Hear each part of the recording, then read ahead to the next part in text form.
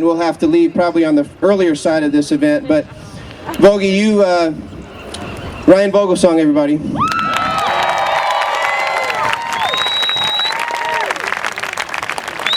You see, Ryan Vogelsong was originally drafted by the San Francisco Giants. And Ryan Vogelsong came up through our farm system, ended up getting into the big leagues, and then, in a crazy moment, we traded him. But we traded him for Jason Schmidt. And then we waited a few years after Ryan Vogelsong went through Tommy John surgery, years in Pittsburgh, years in Japan, and we brought him back for the best years of his career.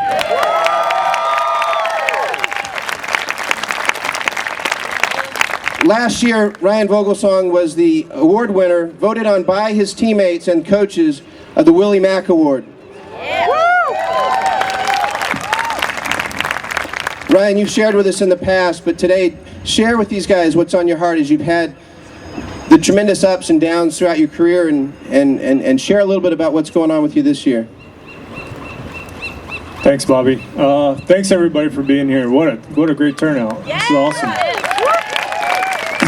But Bobby made that all sound pretty simple.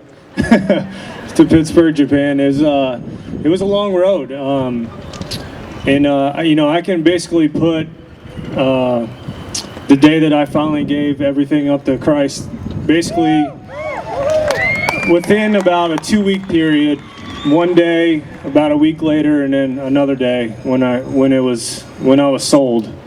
And I'll touch on a little bit, but last year when I spoke, I basically went through how I grew up in a church. My mom worked at the church. I was at the church every day. And as I got older, I kind of got away from the church, and not that I didn't believe, but I had spent so much time there that I was kind of worn down. And I got to college, and things of adulthood Christ becomes second. And so I get to pro ball, and things are really cruising along. And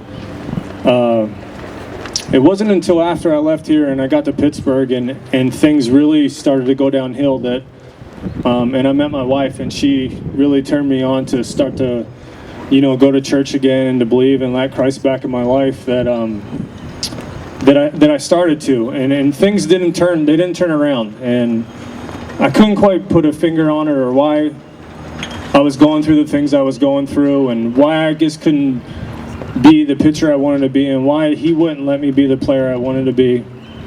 But it was basically the summer of 2010. I had been released by the Phillies, and I'm sitting at home wondering if I was ever going to get a chance to play baseball again as a professional.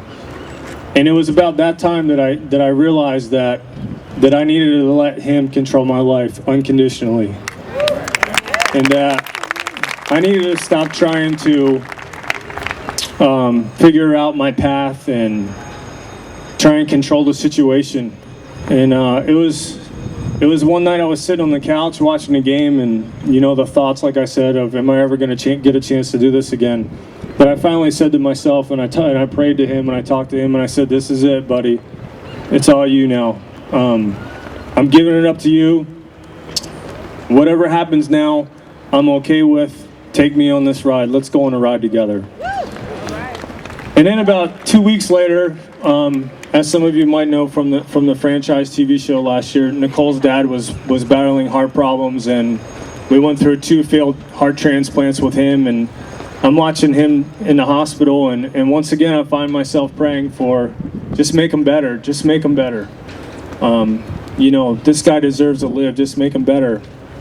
And one night Nicole and I were talking, and we finally once again go, it's on you, buddy, it's all on you. It's your choice. If you need him, you take him, and we'll live with the decision that you make. So there, once again, I'm now back to unconditionally, I'm all in for you. And it was almost to that day that things changed for us. It was like when I finally said I'm all in and really meant it, life changed for me. I started pitching better. Our life got better. I appreciated my family better. I appreciated my son more. And it was just crazy how all I had to do was just trust and believe. And I was there with him before, but I never believed that he was going to take me on the place that I needed to be, good, bad, or otherwise, that he was going to be there for me all the time.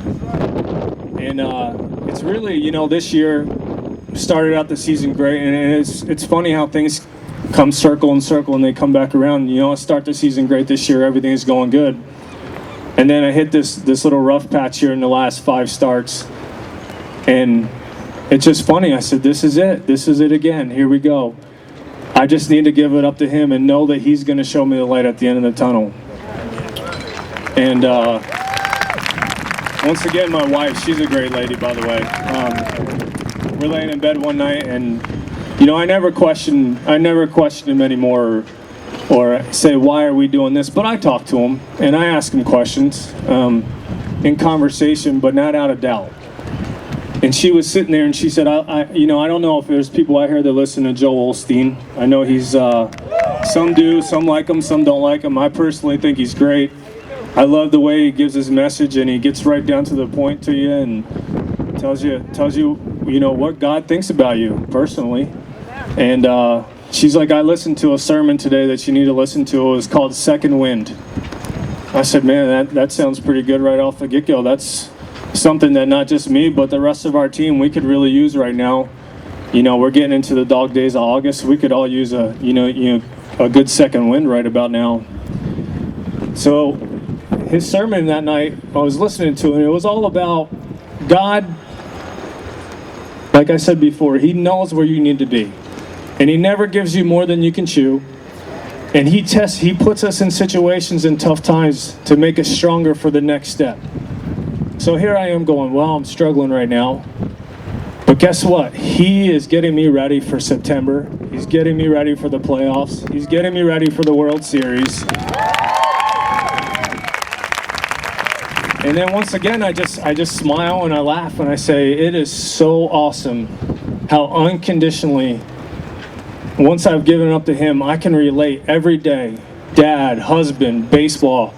And it just makes me feel so much better to know that I got him on my side at all times. And it's just, I'm just smiling right now inside, just being able to talk to you about it. It feels so good. And, you know, he is great, he is good, and he's always good. And I just ask you guys to put your trust in God at all times and believe him unconditionally, no matter what, and good times and bad times, and he'll bring you out the other side. Thank you very much.